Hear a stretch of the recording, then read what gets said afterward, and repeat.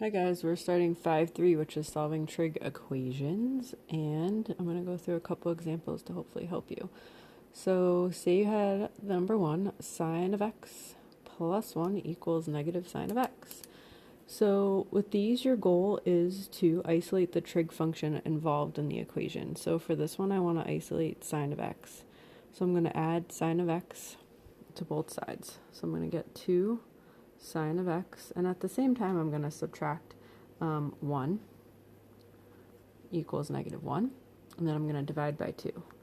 So I don't know if you guys remember, but a couple weeks ago I remember Emma asking a question about how to solve these types of problems, and I said hold on to that, it's coming, and here we are, we have arrived. So remember, you're solving for x and not for sine of x. You're isolating the trig function, but you have to solve for the variable. So to do that, I'm hoping that you would see that you would take the sine inverse of both sides. So again, you don't have to write this every time, but this is what you're doing. So you're going to take the sine inverse of both sides. Okay. And so remember, on the left-hand side, that's just going to give you x.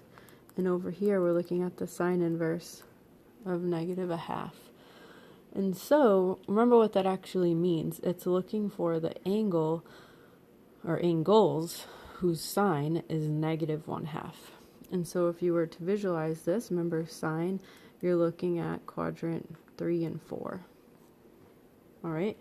And one thing you need to pay attention to is it didn't say solve over the interval 0 to 2 pi. It just said solve. So in that case, you have to include every single possibility, which isn't possible because we can keep going around the unit circle as many times as we want. But you just have to use the right notation. And so remember, the period of sine is 2 pi. I'll get to that in a minute. I'm kind of getting ahead of myself. So let's back up. We have x equals the sine inverse of negative a half, and we've established that you're in quadrants 3 and 4 because that's where sine is negative. Now you got to think, okay, well, which family angle gives me the sine equal to 1/2. And so I'm hoping you're going to tell me that's your pi over 6 family. And so in quadrant 3, okay, that would be 7 pi over 6. And then in quadrant 4, that would be 11 pi over 6. Now again, those would be your two answers if we said over the interval 0 to 2 pi, but we didn't.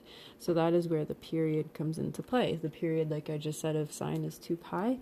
So this is where you add on 2 pi n and 2 pi n, okay? Where n is any integer.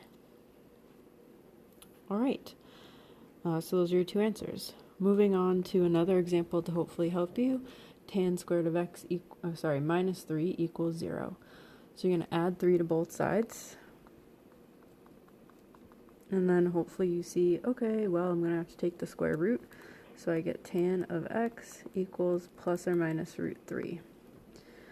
Okay, so what are we actually looking at? We're saying x equals the tan inverse of plus or minus root 3. All right, so again, we're looking for which angles give me a tan of positive root 3 and negative root 3. And so, again, you can kind of, even though it's plus or minus here, you're going to say, well, we're going to be in quadrants 1 and 2 because it gets repeated over and over again. Because remember, what is the period of tan? The period of tan is pi. So hopefully you're thinking the pi over 3 family. So if x equals pi over 3 for quadrant 1 and 2 pi over 3 for quadrant 2, if I throw in plus pi n and plus pi n, okay, remember, here you are, pi over 3, pi is going to just bring you to quadrant 3, so it's covered there. So you don't have to list all 4 because as long as we write it like this, all of your rotations will be summarized here. And then another example here, number 3, if you have secant of x times the cosecant of x equals the cosecant of, I apologize, that's an x. Okay. And so in this case, you're like, well, I have no idea what to do. I have two different trig functions. Well, again, try to get everything to one side. So we're going to have secant of x cosecant of x minus cosecant of x equals 0. Again, use different strategies. You see that both of those terms have a cosecant of x, so factor one out. So you're going to have the secant of x minus 1.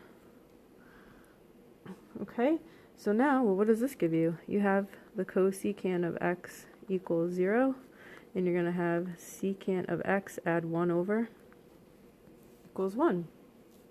So what are we really looking at?